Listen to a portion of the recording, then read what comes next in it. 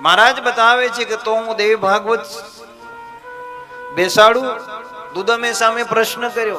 प्रश्न केवो कर्यो छे के वक्ता कोण बनशे? लोमस बोल्या के राजन वक्ता हूँ बनीश, श्रोता तारे अने तारा महाराणी साहेब ने बनवानुं छे।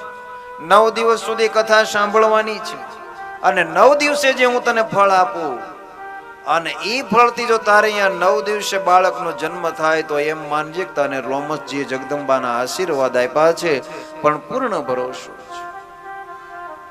દેવ ભાગવતમાં આજે પણ લખ્યું છે કે કોઈ પણ સ્ત્રી એક સંતાન હોય અને પછી પોતાને સંતાન ન થતું, જો દેવી ભાગવત સાંભળે, દેવી ભાગવતનો પાઠ કરે તો પોતાને સંતાન પ્રાપ્તિ થાય છે।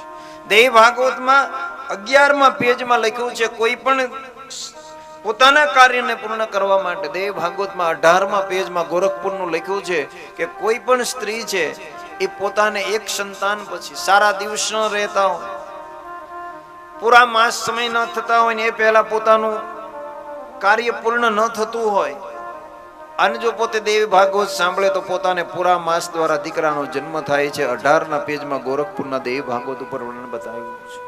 महाराज बतावे छे, कहे छे कि कोई स्त्रीने लग्न कर्या पछी 20 वर्ष 21 वर्ष थता डॉक्टरोए पण हाथ धोई नाख्या होय अने जो देव भागवत श्रवण करे, सांभळे अने एनाथी आधीन रहे छे तो पोताने श्रद्धा अने भरोसो होय तो पोताने संतान प्राप्ति जरूर ने जरूर थाय छे।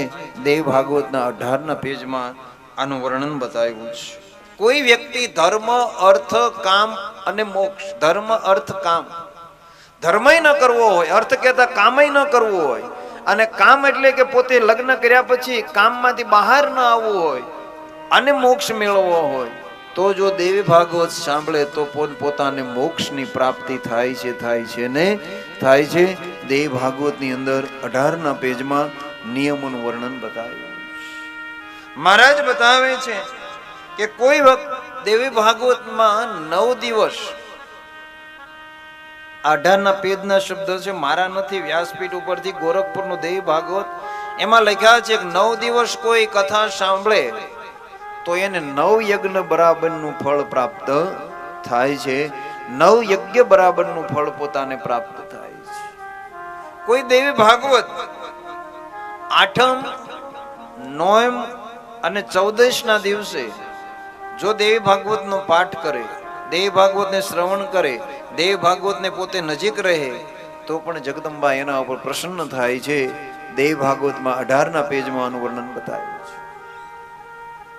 મહામુનિ લોમસજી કહે છે કે કોઈ પણ જો આ પ્રમાણે શાસ્ત્રથી નજીક રહે છે તો ભગવતી છે એક કાર્ય કરી જાય છે, પણ મેં તમને કીધું એમ કે પહેલા તો ભરોસો હોવો જોઈએ। માં દેખાતી નથી પણ છે જરૂર, પણ એના માટે મેં તમને કીધું એમ કે ભરોસો છે અને એ જ આપી શકે છે।